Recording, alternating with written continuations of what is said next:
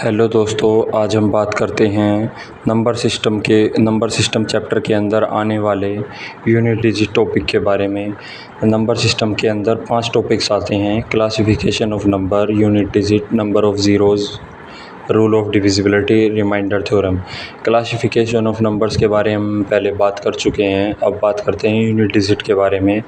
जैसे कि किसी भी संख्या का अंतिम अंक ही इकाई का अंक होता है और इसी के बेसिस पर मैथ में हमारे क्वेश्चंस आते हैं। किसी भी संख्या का अंतिम अंक ही इकाई का अंक होता है। जैसे कि हमने ये संख्या लिखी 1655।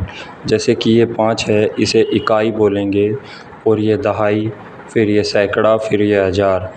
इन इंग्लिश ये यूनिट प्लेस है, ये टेंस प्लेस है, ये 100 प्लेस है, ये 1000 प्लेस है। तो जैसे कि क्वेश्चन इस तरह आएगा 2964 + 462।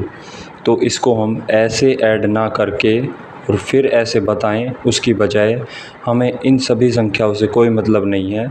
संख्याओं का अंतिम अंक जैसे कि 4 + 2 = 6, हम सीधा लिखेंगे कि 6 इस एडिशन का 6 इकाई का अंक होगा। जैसे कि मल्टीप्लिकेशन में 4628 × 95261, इसमें भी ऐसे ही करेंगे। अंतिम अंक 8 लेकर फिर इसमें से अंतिम अंक 1 लेकर ऐसे ही 8 इस क्वेश्चन का जवाब होगा। 8 इसका यूनिट डिजिट होगा। इसी से जुड़े हुए कुछ क्वेश्चंस के बारे में बात करते हैं। जैसे कि टाइप 1 में क्वेश्चन आते हैं, ये बिल्कुल सिंपल है। 1221 में इकाई का अंक क्या होगा? 1, अंतिम अंक 1 है। जैसे कि प्लस में 37851 + 2918, सीधा हमें इस संख्या से कोई मतलब नहीं है। अंतिम अंक 1 और इसमें से अंतिम अंक 8, दोनों को जोड़कर 9 इस क्वेश्चंस का जवाब होगा। 9 इन एडिशंस का यूनिट डिजिट होगा। ऐसे 31252 + 1445 प्लस ऐसे इतनी बड़ी एडिशन में हमको इन सभी संख्याओं से कोई मतलब नहीं है, अंतिम अंक सिर्फ लेंगे। जैसे कि इसमें से 2, फिर 5, फिर 1, फिर 5। जैसे कि 2 + 5 + 1 - 5, ये इस सब को ऐड करेंगे तो 8, फिर -5, तो इसमें से 3 यूनिट डिजिट आ जाएगा।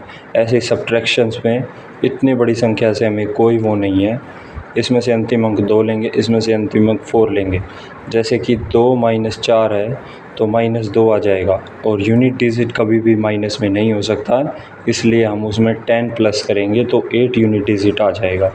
ऐसे ही मल्टीप्लिकेशन में 716 312 118 में जैसे कि अंतिम इसका लास्ट का अंक लेंगे 6, इसका 2, इसका 8। 6 + 2 + 8, 6 2 = 12, 12 8 = 96, तो 9 इसका यूनिट डिजिट होगा। इससे भी आसान ऐसे निकाल सकते हैं, जैसे 6 दूनी 12 का 2 और 2 8 दूनी 16 का 6, सीधा 6 यूनिट डिजिट होगा। ऐसे ये इतनी बड़ी मल्टीप्लिकेशन में इसमें 6 9 = 54, 4 होगा, 4 1 = 4, 4 2 = 8, 8 किसी भी संख्या को 0 से मल्टीप्लाई करेंगे तो 0 ही आएगा, तो इसका यूनिट डिजिट होगा 0। और ये इसका थोड़ा टफ क्वेश्चन होगा। जैसे कि यदि 433 × 456 × 43n का इकाई अंक n + 2 है, तो n का मान क्या होगा? ऐसे क्वेश्चंस में हमें ऑप्शन को लेकर ही करना पड़ेगा। जैसे कि इसका लास्ट का अंक और इसका लास्ट का अंक 6 3 = 18, 18 का 8 और फिर इनटू में n किसके बराबर दे रखा है? n + 2। इधर भी n की वैल्यू रखेंगे, दोनों जगह सेम रखेंगे। जैसे कि 1 रखते हैं तो 8 1 = 8, और इधर 1 रखते हैं 1 + 2 3, तो ये सेम नहीं हो रहा, इसका मतलब ये ऑप्शन नहीं होगा। फिर हम रखते हैं 8, जैसे कि 8 8 = 64, 4 होगा यूनिट डिजिट, और इधर से 8 + 2 10 होगा, तो इसका मतलब 8 भी नहीं हो सकता। तो 3 रख के देखते हैं, 8 × 3 = 3 + 2, इधर आएगा 24, ये 4 होगा, और इधर आएगा 5, ये भी नहीं होगा, तो आंसर होगा 6। इसको रख के देख लेते हैं।